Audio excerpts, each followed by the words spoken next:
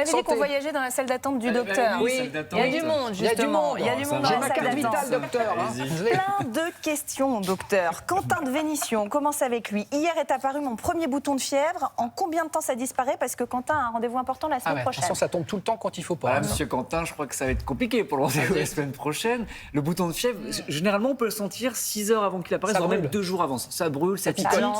Ouais, ça picote, il va se passer un truc. Il y a une petite éruption, un petit bouquet, pas de fleurs, mais de vésicules, et qui commence un petit peu à sécher, à faire une petite croûte qui, elle, disparaît en 10-15 jours. Donc la semaine prochaine, ça me semble un petit peu compliqué.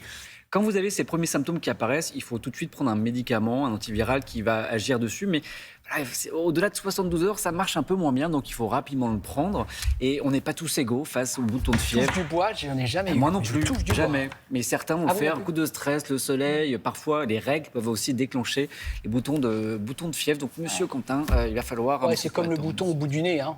Vous avez un rendez-vous galant, il y a un bouton qui sort. On s'en le vécu, on s'en le C'est vrai, on s'en le vécu. c'est le stress, ça. C'est ça. Docteur.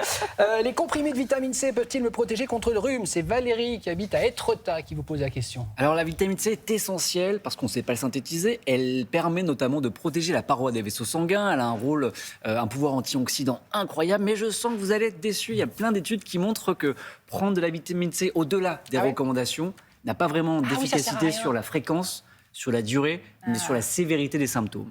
Donc, oui, consommer de la vitamine C dans l'alimentation, couvrir les 100-110 mg par jour, bien sûr, mais là, normalement, vous arriverez à le couvrir avec une alimentation équilibrée et variée, mais vous cherchez sur un complément alimentaire riche en vitamine C, j'ai peur que ça ne serve pas à grand-chose. Ouais.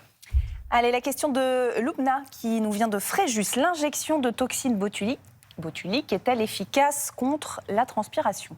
Oui, mais avant de partir là-dessus, il y a plein de choses à mettre en place. La première chose, déjà, c'est il existe, par exemple, on sait que l'alimentation un peu pimentée ou parfois la caféine peut déjà augmenter la transpiration. Donc déjà, on essaie de calmer avec des petits gestes de la vie du quotidien ou des déodorants, ça c'est possible. Si vraiment ça ne marche pas, vous consultez votre médecin, on pourra vous orienter vers un dermato. Dermato, il refait le point effectivement sur les différentes techniques qu'on peut vous proposer. Injection de toxine botulique, mais ce n'est pas la première qu'on ira vous proposer, même si elle est efficace parce qu'elle va calmer la transpiration. Avant, elle va bloquer surtout. Elle va bloquer la transpiration.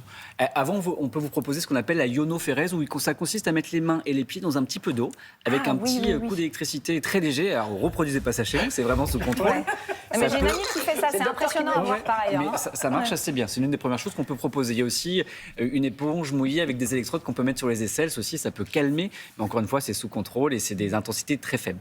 Et enfin, on a effectivement la toxine botulique ou la chirurgie, on peut aller couper un nerf, celui qui va être responsable d'aller, mais voilà, c'est une petite incision. Mais là, il faut être à un certain niveau de transpiration. Chez certains, c'est très invalidant. Il y en a qui ont des mains qui ne peuvent pas tenir une feuille parce que la feuille, celui qui fixe, ou alors le volant. Oui, sauf que, pardon docteur, mais si vous bloquez la transpiration là, ça va sortir ailleurs, il faut que ça transpire.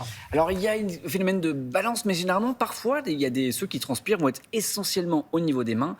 C'est vraiment handicapant à tenir, pas tenir le volant parce que ça glisse. Donc voilà, il y a des solutions qui existent, donc le dermato. Bon, une chose est sûre, on ne peut pas transpirer les oreilles. Question, j'ai parfois les oreilles qui sifflent. J'ai la forme ce matin. Cela peut-il avoir un lien avec mon hypertension? C'est Manuel de Quimper qui vous pose la question. Alors oui, c'est possible que ça ait un lien avec votre hypertension, mais normalement, si vous prenez un médicament pour la tension et que la tension est redevenue normale, vous ne devriez pas avoir d'acouphènes. Donc refaire le point, savoir si votre tension est bien normalisée. On va distinguer en réalité deux types d'acouphènes. Alors vous savez, l'acouphène, c'est quand ça bourdonne, ça siffle, voilà. Il y a des acouphènes objectifs, c'est-à-dire que moi, si vous aviez un acouphène, je m'approche près de vous, j'arrive à l'entendre. Et le subjectif, c'est il n'y a que moi qui l'entends. Donc on fait le point pour savoir d'où ça vient et on met le traitement en cours. Merci docteur.